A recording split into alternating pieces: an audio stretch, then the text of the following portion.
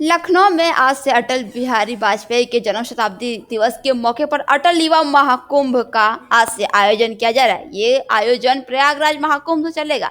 इस आयोजन में रक्षा मंत्री राजनाथ सिंह बतौर मेहमान शामिल हुए। उन्होंने यहाँ पर सबसे पहले अटल जी को श्रद्धांजलि दी और फिर यहाँ पर उन्होंने अटल जी की स्मृतियों को नमन किया। आपको बता दें कि यहाँ पर उन्होंने कहा कि अटल जी एक महान व्यक्ति हैं जिनके बारे में जितना कहा जाए वो कम है। रक्षा मंत्री राजनाथ सिंह ने अपने संबोधन में कहा कि श्रद्धेय अटल जी का व्यक्तित्व इतना विराट था कि उनकी कार्यशैली और निर्णयों की पूरी दुनिया कायल थी।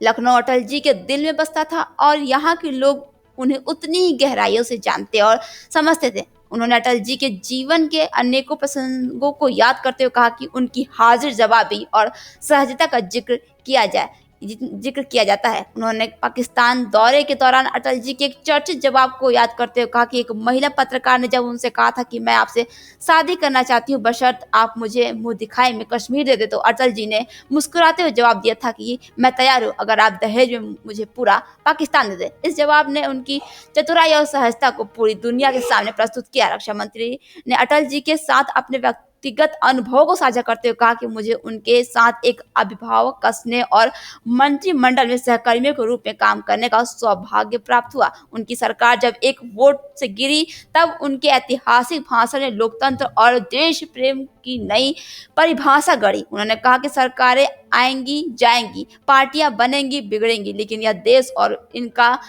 लोकतंत्र अमर रहना चाहिए। यही उनकी दूरदर्शिता और सिद्धांतवाद का प्रमाण था। कार्यक्रम में बच्चों द्वारा अटल जी के जीवन में प्रस्तुत की गई झांकी और सांस्कृतिक कार्यक्रम में रक्षा मंत्री ने भरपूर सराहना की। उन्होंने इस नई पीढ़ी के लिए प्रेरणादायक बताते हुए कहा कि अटल जी के विचार और योगदान आज भी युवाओं के लिए पथ प्रदर्शक है। मुख्यमंत्री योगी आदित्यनाथ के नेतृत्व की प्रशंसा करते हुए रक्षा मंत्री ने कहा कि आज उत्तर प्रदेश विकास के हर पैमाने पर देश के अन्य राज्यों से आगे खड़ा है। सीएम योगी के कुशल नेतृत्व और अथक प्रयासों ने पूरी यूपी की नई ऊंचाइयों को पहुंचाया है। यह प्रदेश अटल जी के सपनों को साकार करते हुए बन रहा है। Bureau report, R express Bharat.